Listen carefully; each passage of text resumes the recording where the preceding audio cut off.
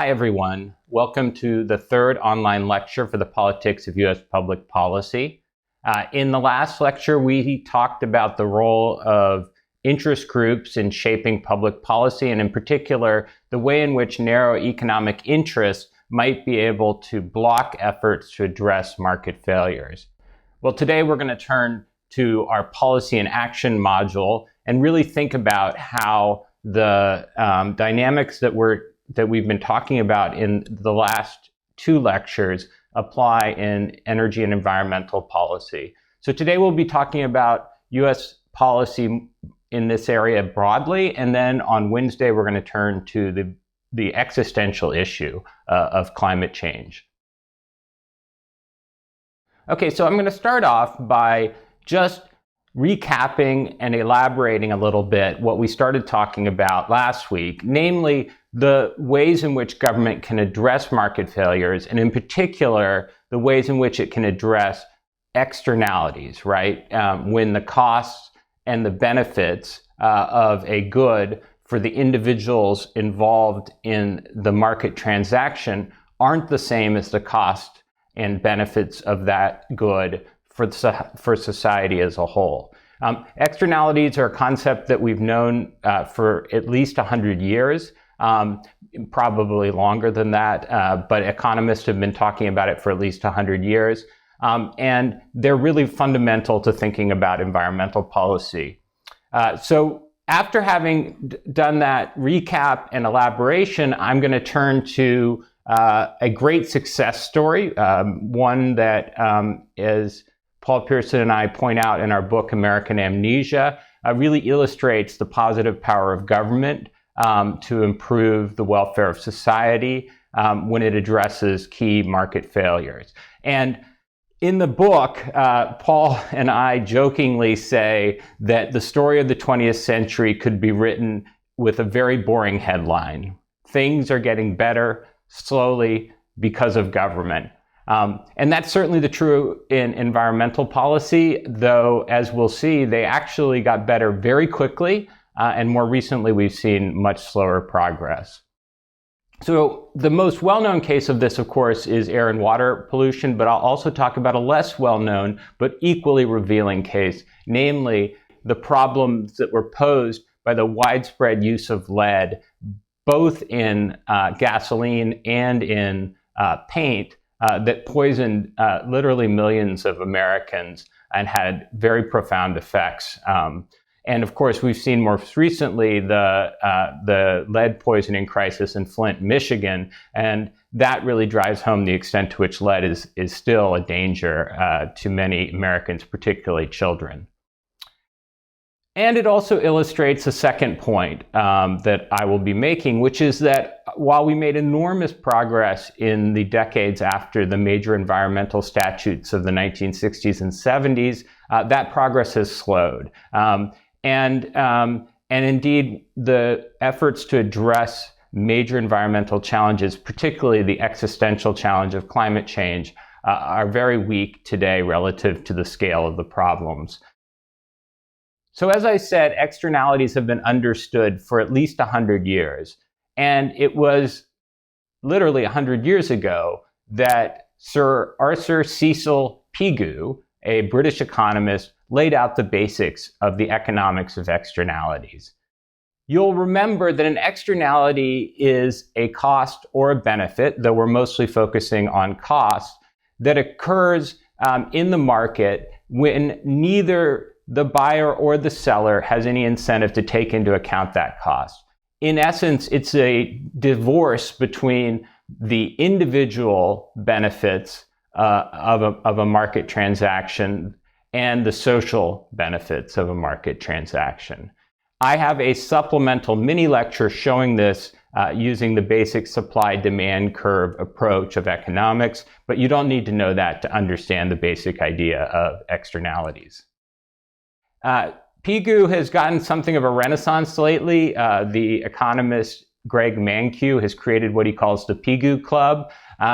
And it is basically a group of economists, many of them right-leaning, like Greg Mankiw himself, who nonetheless argue that the basic idea of externalities suggests that we need to deal with climate change and other kinds of externalities with a tax on that polluting activity.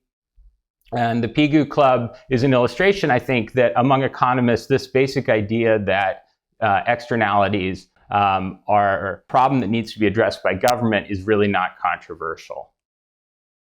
So what are the ways in which you can encourage firms to seek out these efficient solutions to externalities? Well, there's basically two ways, and Pigou identified them both in his 1920 discussion of externalities. Basically, you need to change the payoffs so that firms will have the incentives to voluntarily change their behavior. One thing you could do is put a tax on the output that is equal to the social cost of that activity, that it's not being priced into the market right now. The other idea would be to basically figure out a way to put some kind of overall limit on pollution, but give firms permits to pollute, allowances, and allow them to trade those allowances so that they reach the most efficient allocation. Now, this is very similar to what Coase argued could happen on a larger scale. And it's indeed one of these places where the transaction cost can be made very low, where property rights can be assigned, right? The firms have a certain number of allowances, and the costs of bargaining are probably pretty low. You can just create a market, an auction for allowances. And that's how we've actually done many environmental laws since the 1970s and 1980s. Now, I have a mini lecture where I show that if the overall level of pollution is the same that you're willing to allow, and you impose a tax that creates that level of pollution, or you have permits up to that level of pollution, that is essentially the same thing and will produce the same distribution of the pollution control efforts across firms that you get in response to either of these options. But I think it's important to recognize that if we move from economics to politics, there's a huge issue here, right? Which is how you assign those property rights. So if you're thinking about the cap and trade regime I was just talking about, right, where you put a cap and then you allow firms to trade the permits, how you hand out those permits, whether you give them based on historical patterns of pollution or whether you distribute them in a free market style auction, will make a huge difference for the distribution. And there's another issue which you guys are thinking about for your policy memos. In the example I just gave, you're just interested in the overall level of pollution, but what if you're worried about where that pollution is taking place? This is a picture of a disadvantaged community in California where you can see the energy production in the background. We know from lots of research and advocacy work that a lot of the negative effects of pollution are concentrated in disadvantaged communities. This is what we refer to when we talk about concerns about environmental justice. So if we're seeking a solution where we're concerned only with efficiency overall, we may neglect the fact that that efficient solution actually will be imposing substantial costs on certain communities. And the important thing to remember again is that politics is the realm of distribution, and that these concerns won't be addressed unless you explicitly seek to address them in the design of your policies. I had you read Chapter 3 of American Amnesia last week. And for those of you who've seen the cover to the book, you'll recall that it has this misty image of the Capitol. Several people asked us how we got such a nice photoshopped version of the Capitol. Well, this is an actual picture of the Capitol because it's little known, but next to the U.S. Capitol is a coal-fired power plant that was, until it was decommissioned in 2009, the biggest source of coal ash and pollution in the disadvantaged community of the Capitol Hill area of Washington, D.C. So how could this be? And it's really a story that encapsulates the basic issues around environmental policy that I want to talk about now. Well, it turns out that there was fierce resistance to getting rid of this coal-fired power plant that was only overcome during the Obama administration. And it was coming from states where coal production was very substantial. The U.S. was not too long ago a lot like that misty picture of the capital. This is Manhattan in the 1960s. Levels of pollution were enormously high in American cities like New York in the 1960s and 70s, and they were causing many, many, many unnecessary deaths each year. This is a picture of contemporary Beijing. It looks quite a bit like Manhattan did in the 1960s. And that's not a bad segue to this slide. This is a calculation of the increase in life expectancy in the United States since the 1970s for some metro areas in the United States, based on an analysis of the differences in mortality between Beijing and rural China. And what this analysis shows is the decrease in pollution that the Clean Air Act and its amendments brought about was, based on these calculations, responsible for an enormous increase in life expectancy in the United States, ranging from, in these cities, 3 additional years of life up to over 5. And who was the president who championed this life-saving environmental regulation? It was a Republican, Richard Nixon, who supported the original creation of the Environmental Protection Agency, which of course is now in the crosshairs of many Republican leaders. This is just a reminder that at the time the Clean Air Act was passed, environmentalism was not a partisan issue. So the Clean Air Act is just one example of the enormous positive effect on our society of these environmental rules. Here's one that most people know much less about. Back in 2016, there was a terrible crisis in Flint, Michigan, where water that was being pumped into families' homes turned out to be contaminated with lead. And this level of lead, as this figure shows, was well above what was seen elsewhere in the country, and well above the minimal levels of lead that public health experts believe children can be exposed to without cognitive damage. And the Flint story really highlights one of the forgotten success stories of the late 20th century, namely the major reductions in exposure to lead that we've seen since the 1970s and 1980s. This is a picture of lead levels in the blood of young children in the United States. Don't worry about the specific levels right now, but I will tell you that this number 5 micrograms per deciliter, is basically the upper limit for safety that is recognized today. Pretty shocking, huh? So at the time that I was born in the early 1970s, right, we had levels of lead exposure among young children that was 4 or 5 times as high as what's considered the upper limit of acceptable exposure today. It's actually quite a wonder that I'm sitting here teaching this class, given the potential lead exposure that I received.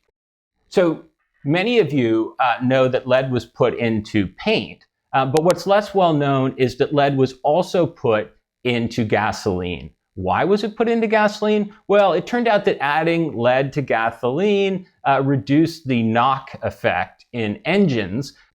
And it also turned out that the DuPont Chemical Company was a major producer of this lead compound that reduced engine knock, and very quickly came to see it as a financial bonanza. Now, it's important to know that people understood that lead wasn't a great thing, even at the time that it was put into gas.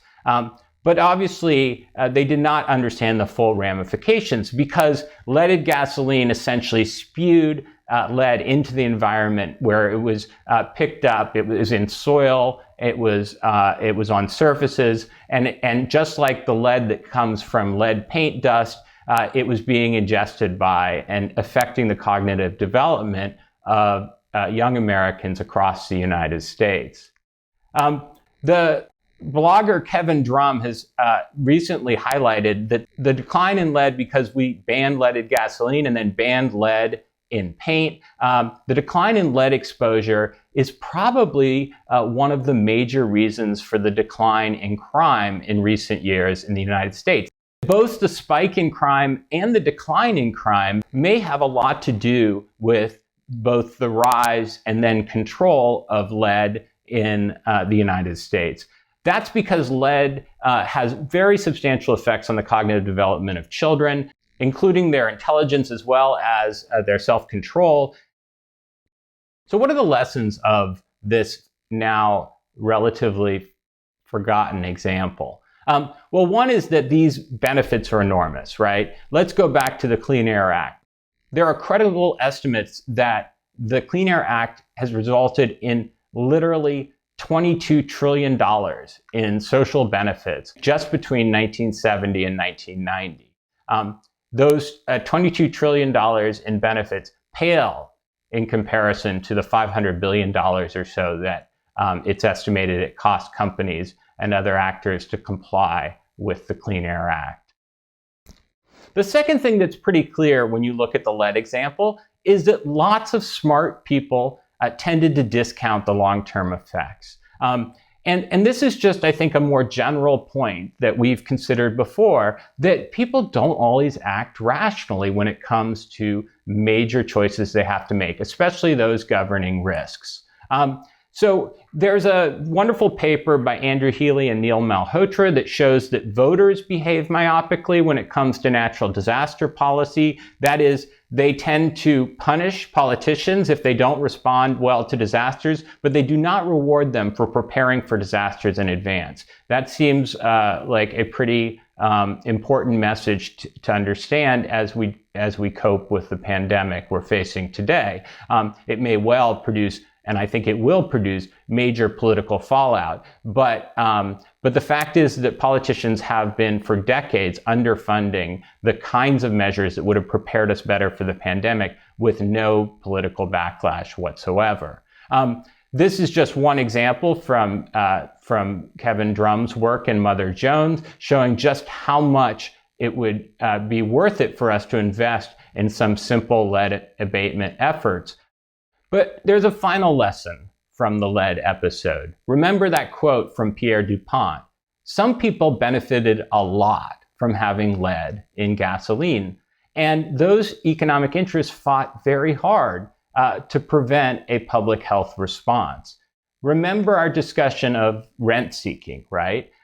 I thought I would clarify the argument I made last time by drawing on a set of distinctions that are owed to the political scientist James Q. Wilson. I said that narrow, concentrated interests tend to have a much easier time organizing than broad, diffuse interests. But that was a little abstract. So here I've given you a 2x2 matrix showing you the distribution of cost and benefits of policies and how that might affect the capacity of both those who benefit from them and those who pay their costs to mobilize, to affect them. So let's start with what we've been talking about. When you have concentrated benefits for narrow interests and those costs are diffused across the society, there's very little incentive for those bearing the diffuse costs to mobilize. But meanwhile, there are huge incentives for those who are receiving these concentrated benefits to do so. So that's the domain of rent seeking. Now, there are also cases where both the costs and benefits of a policy are concentrated, and we might think of that as your classic interest group conflict, right? Where you have one interest group that's trying to push costs or benefits onto another interest group and vice versa. What if the costs are concentrated but the benefits are diffuse? Well, that is some really hard policy making, right? You're talking about narrow interests that are going to have an easy time mobilizing, fighting a policy that's going to benefit a broad swath of the population. we do get such policies, but usually under very unusual circumstances. Arguably, our response to the financial crisis, the new regulations and policies that were put in place, were in this public interest policymaking realm. But of course, they were compromised to a significant degree by the organization of economic interest who were going to pay the cost, namely Wall Street. And they were ultimately only possible because we had the worst financial crisis since the Great Depression. Finally, there are a class of policies where both the costs and the benefits are diffuse. And these are programs like Social Security or Medicare that benefit a large swath of people and are paid for by a broad cross-section of Americans. That's a kind of universalistic policymaking domain. The stark implications that come from the collective action logic and that are discussed to some extent in the Stigler reading is that we're going to get this kind of rent-seeking whenever there are cases in which you have potentially huge concentrated benefits that can be, the cost of which can be diffused across the population as a whole. The story of lead is the story of many products that have negative effects on our society. There are so many examples, but of course the biggest ones of the 20th century are lead and cigarettes. The use of tobacco products is a huge killer, and indeed, credible estimates suggest that just tobacco control efforts and the Clean Air Act together produce something like an additional 2 to 3 years of life expectancy in the United States since the 1970s. So if rent-seeking interests have so much incentive to stop government efforts to address market failure, why do we have environmental laws at all? And remember, it was Richard Nixon, a Republican, who was the father of the Environmental Protection Agency. So why did environmentalism emerge and influence both parties in the 1970s? Well, contrary to Stigler's argument, there was broad-based mobilization in favor of environmental policy. And as I'll say in a moment, it involved a large number of groups that represented concerned citizens who wanted to better regulate the way in which companies operated to reduce their negative impact on the environment. So in the 1960s, we saw a significant shift in public attitudes towards corporations and a shift towards a more liberal attitude toward the use of government. That helped lay the foundation for the breakthroughs that occurred in the 1960s and 1970s. And it's really one of the reasons why Richard Nixon was actually very left-leaning on many domestic economic policy matters, even as he is remembered for the racially divisive campaign strategies that he pursued and for his realpolitik foreign policy. One thing that happened in the 1960s and 70s was that a set of patrons emerged. These were actors sort of like privileged groups in Olson's theory of collective action, who took it upon themselves to overcome the collective action problem.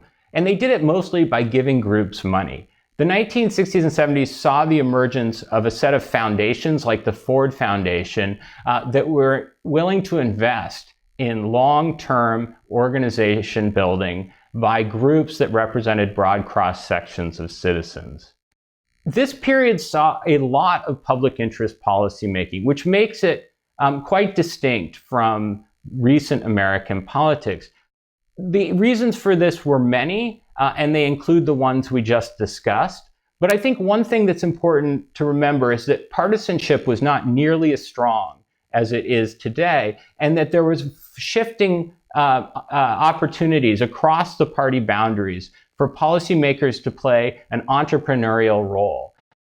One thing to really emphasize is that the leadership of these policy entrepreneurs in government preceded, and in many ways was autonomous from, the developments that were taking place in society. There were social movements and interest groups, but in a lot of cases it was politicians who were helping to mobilize these groups. And on the side of this slide, I have the cover of Daniel Carpenter's classic, The Forging of Bureaucratic Autonomy, where he talks precisely about the leadership role played by government policymakers in setting up new agencies that were designed to pursue the public interest. But people did join and contribute to environmental groups. This seems like a huge contradiction to the collective action logic of Manker-Olson. These are enormous groups ranging from 400,000 to 4 million participants. They are groups that have existed in many cases for decades. And they raise this fundamental problem. If we have a public good like this, people should just be free riding according to Olson's logic. And these groups really shouldn't be forming at all. Now, I think one thing to say is that these groups have hundreds of thousands and maybe millions of members, but given how much all of us benefit from environmental protection, you could argue that they're not as big as they should be. Still, they are pretty big, and I think it's important to understand why these kinds of groups, these public interest groups, in environmental policy and other areas form in the first place. Again, there is the role of patrons, foundations, rich donors, and others who take it upon themselves to get organizations up and running. It's also the case that, as I noted earlier, in many instances, policymakers led the way. And once they started providing benefits, once they put in place policies, it was the groups that formed around those policies. The most obvious example, and the one that I mentioned in the last lecture, is the way in which the AARP organized elderly people around the provision of supplemental insurance. That supplemental insurance was providing additional benefits on top of Medicare. So it was Medicare that mobilized the elderly rather than the elderly creating Medicare. In many cases, too, the contribution that people are making to these groups is not very substantial. They're giving small sums. They're buying the group's magazine. They're maybe putting up a sign near their house. These are relatively low-cost statements of values and beliefs. And therefore, they might be more expressive than rational. And so they don't run afoul of the collective action problem because it's the actual expression that is valued, not necessarily what the group does. The final thing to say is, and this is drawing again on the work of James Q. Wilson, is that many people get value out of being parts of organizations. These are not selective incentives like insurance or some other unrelated good that you get for being a member of a group. They are the value that you see in being part of the group and working on its behalf. I think that without looking at those kind of purposive incentives, it's really hard to understand the broad-based mobilization we see around many issues, not just environmentalism, but also issues of social justice and issues of conservative social values. One thing to say, though, is that to get people to invest over and over again in a cause, it often requires a constant reaffirmation of the thread. And this can be an issue, right? Especially when government policy seems to be working reasonably well. Environmental organizations have done their best, ironically, when government policy makers are trying to cut back environmental protections. And that's indeed what's been happening over the last 20 years. The United States in the 1960s and 70s, the period I was just talking about, was leading the world in the adoption of many environmental regulations.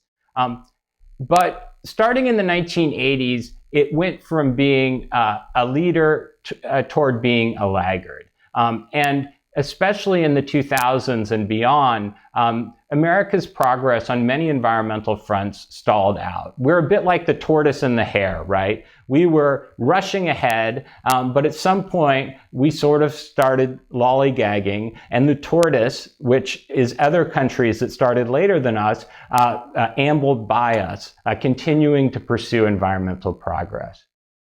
There are two basic stories here. First, in the 1970s and 80s, as we've seen in previous classes, corporations mobilized to push back against regulations in a wide range of areas. And this business pushback led not to the rolling back of, but to the slowing of progress in many environmental policy areas. More recently, The partisan polarization that we talked about in previous classes has become a huge barrier. And it's a barrier, as we'll see in the next lecture on climate change, because the two parties have become starkly different on issues of environmental policy, whereas they were very close to each other 20 or 30 years ago. So you can see the decline in government action caused by this polarized gridlock and business resistance in this figure. In the 1960s and 70s, the United States passed 20 major environmental statutes or amendments to them. By the 1980s and early 90s, that number had fallen to under 10. And by the 1990s and 2000s, it was down to 5. Now, you might say, well, many of these environmental policies are in place, but as we've talked about, if you're not updating policy, you're often falling behind. New science, new threats to our environment emerge, and you need to update policies to reflect those new realities. So failure to pass new statutes often means that policies are becoming less and less effective. We have seen a small uptick in energy policy statutes, but that's, of course, suggestive of the greater priority that's been placed recently on boosting U.S. energy production as opposed to tackling environmental challenges.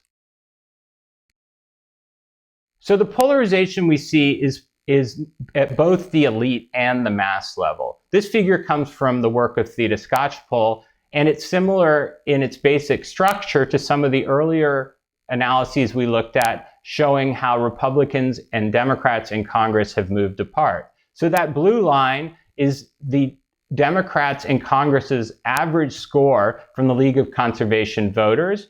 And the red line, which as you can see is moving away from the blue line, is the average Republicans in Congress score from the League of Conservation Voters. You can see too here, based on a different measure, that Democrats and Republicans in the electorate have also moved slightly apart. That figure is from the question of whether or not you support increased environmental spending. But note that Republicans still remain fairly supportive of increased environmental spending, and the gap between citizens within each party is much smaller than the gap between members of Congress within each party. So that concludes our general discussion of environmental policy. In the next lecture, we're going to turn to climate change, and I'm going to draw out some of the lessons of the story that I've told today for our understanding of climate change as a policy challenge facing our nation.